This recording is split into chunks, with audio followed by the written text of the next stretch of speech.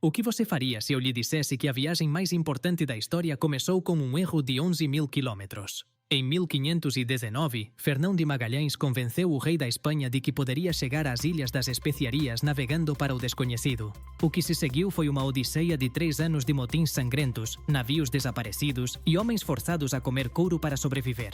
Se você adora histórias de sobrevivência extrema, curta este vídeo e inscreva-se para não perder nenhuma aventura. Hoje vamos descobrir como a Vitória alcançou o impossível e mudou o mundo para sempre. Vamos começar nossa viagem. Esta é a crônica de uma aventura que mudou para sempre a concepção da humanidade sobre a sua pátria. Uma história de ambição, erros de cálculo astronômico, traições a sangue frio e uma resistência física que desafia a lógica. Esta é a incrível história da primeira circunnavegação do globo. Tudo começou com uma obsessão: cravos, canela e noz moscada.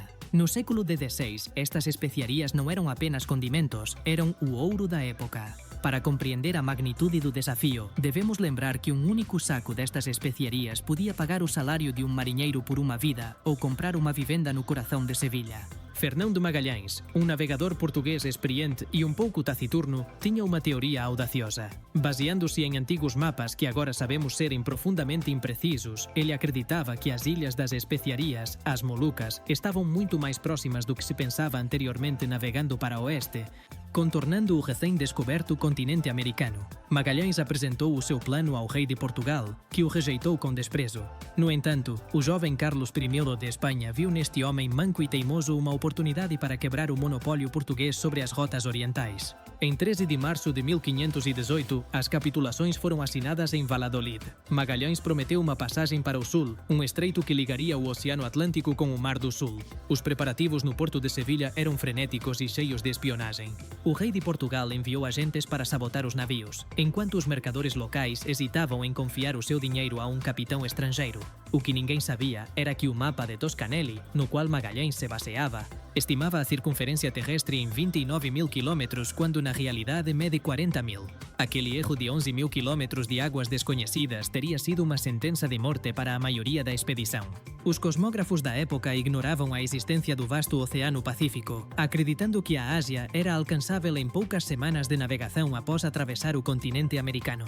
Em 20 de setembro de 1519, 5 navios, a Trinidad, a San Antonio, a Concepción, a Victoria e a Santiago, partiram de Sanlúcar de Barrameda con 250 homens a bordo. Transportavam provisões para 2 anos, mas a viagem duraria muito mais. Os porões estavam cheios de vinho, farinha, azeite e milhares de anzóis de pesca, mas também transportavam uma tensão invisível que em breve explodiria. Pouco depois da partida, a tensão começou a corroer a frota. Magalhães, um líder reservado que se recusava a partilhar os seus mapas náuticos, entrou imediatamente em conflito com os capitães espanhóis, especialmente com Juan de Cartagena. A desconfiança era mútua. Para os espanhóis, Magalhães era um português que podia estar a trabalhar secretamente para o seu rei. Para Magalhães, os seus subordinados eram potenciais conspiradores à espera de um erro para tomar o comando. Depois de uma escala nas Ilhas Canárias e uma passagem pela Baía de Santa Lucía, onde hoje se encontra o Rio de Janeiro, a frota dirigiu-se para sul. Magalhães explorou cada estuário, cada enseada, em busca da tão ansiada passagem. Os marinheiros começaram a duvidar quando viram que as costas estavam a ficar cada vez mais desertas e frias. O inverno austral desceu sobre eles na Baía de San Julián, na Patagônia, e como frio vieram a fome e, finalmente, o motim. Na noite de 1 de abril de 1520, os capitães Quesada e Mendoza libertaram Juan de Cartagena para tomar o controlo da expedição. Magalhães, no entanto, reagiu com precisão clínica. Esmagou a rebelião com mão de ferro. Mendoza morreu na briga que se seguiu e Quesada foi executado publicamente para dar o exemplo à tripulação aterrorizada. Juan de Cartagena e um eclesiástico rebelde foram abandonados à sua sorte numa praia deserta, com apenas um pouco de pão e água. Era uma mensagem clara. Naquelas águas, ele era a lei. Pouco depois, a expedição sofreu a sua primeira perda material. O navio Santiago afundou durante a exploração da costa numa violenta tempestade. Embora a tripulação tenha sobrevivido milagrosamente caminhando durante semanas ao longo da costa patagônica, só no final de outubro encontraram uma abertura na costa que parecia diferente. Durante semanas, os navios aventuraram-se num labirinto de fiordes, montanhas nevadas e ventos que sopravam de todas as direções. As noites eram iluminadas por fogos distantes acesos pelos indígenas, o que levou a região a ser chamada de Terra do Fogo. Neste ponto, a San Antonio desertou, aproveitando a escuridão para regressar à Espanha com grande parte das provisões. Magalhães viu-se com 3 navios e uma tripulação à beira do desespero. Ao sair do estreito em 28 de novembro, encontraram um oceano de calma sobrenatural. Chamaram-lhe Pacífico, mas essa paz revelou-se uma armadilha mortal. É chocante pensar que apenas um dos 5 navios regressou, não é? A tensão entre Magalhães e os seus capitães estava prestes a explodir na Patagônia. Antes de revelar como sobreviveram ao inverno, convido-o a partilhar este vídeo com alguém que adora a história. Isto ajuda-me a fazer crescer esta comunidade. Além disso, comente abaixo. Acha que Magalhães foi um herói ou um tirano? A sua opinião é crucial para o algoritmo. Certifique-se de que está inscrito e com as notificações ativas, porque o que está por vir sobre a passagem pelo estreito o deixará sem palavras. Acreditando que as Molucas estavam ao virar da esquina, Magalhães não parou para reabastecer-se adequadamente. Durante 3 meses e 20 dias, navegaram pelo maior oceano do planeta sem ver terra, atravessando uma extensão azul aparentemente infinita. Pigafetta, o cronista da viagem, descreveu cenas de horror. Os homens comiam serradura, pedaços de couro do velame ensopados em água do mar e ratos que eram vendidos como iguarias aos marinheiros mais famintos. O escorbuto começou a fazer as suas vítimas, inchando as gengivas dos homens ao ponto de já não conseguirem engolir nem o mais pequeno bocado de comida. Quando finalmente chegaram às Ilhas Marianas e depois às Filipinas,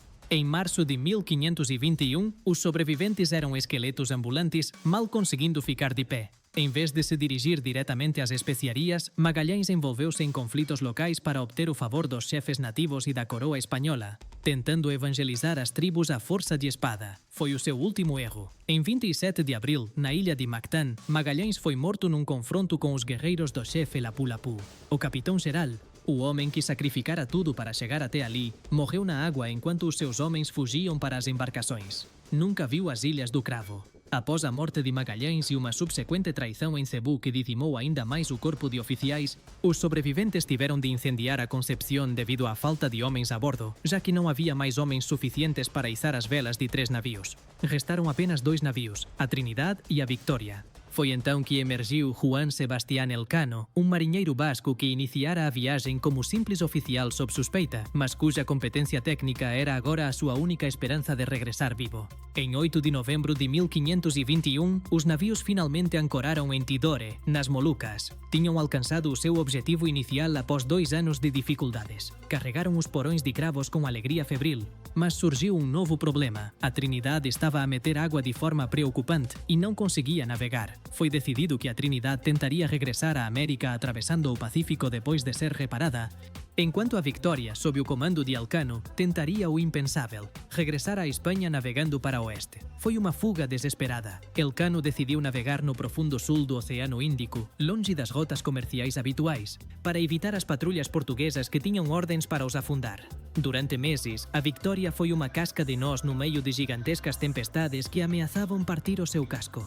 A fome regressou, atroz, e não puderam desembarcar em África por medo de serem capturados. O escorbuto atingiu novamente com fúria, fazendo vítimas enquanto dobravam o Cabo da Boa Esperança. Em 6 de setembro de 1522, um navio fantasma com velas remendadas e o casco coberto de algas entrou no porto de Sanlúcar de Barrameda. Era a Victoria. A bordo estavam apenas 18 homens famintos e doentes que mal tinham forças para beijar a terra. Traziam consigo algo mais precioso do que os cravos no porão, a prova irrefutável de que a Terra era redonda e que todos os oceanos estavam ligados num único espelho de água.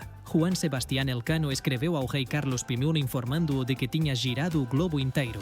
A expedição, que tinha como objetivo a procura de uma rota comercial, acabou por oferecer à humanidade a primeira visão global do planeta, quebrando os limites da geografia antiga. Aqueles 18 homens tinham realizado o que parecia impossível, fechando um ciclo de 3 anos de dificuldades que hoje recordamos como o maior feito náutico da história. A expedição Magalhães Elcano não trouxe apenas especiarias, mas também demonstrou que vivemos num mundo globalizado. Aqueles 18 sobreviventes completaram o maior feito náutico de todos os tempos, provando que não há limites para a força de vontade humana. Se gostou deste vídeo, não se esqueça de curtir e de se inscrever para continuar a explorar os grandes mistérios da humanidade. Partilhe este conteúdo nas suas redes sociais para que mais pessoas possam conhecer a coragem de Elcano. Obrigado por me seguir até ao último porto. Vemo-nos no próximo grande conto e não se esqueça de comentar a sua parte favorita.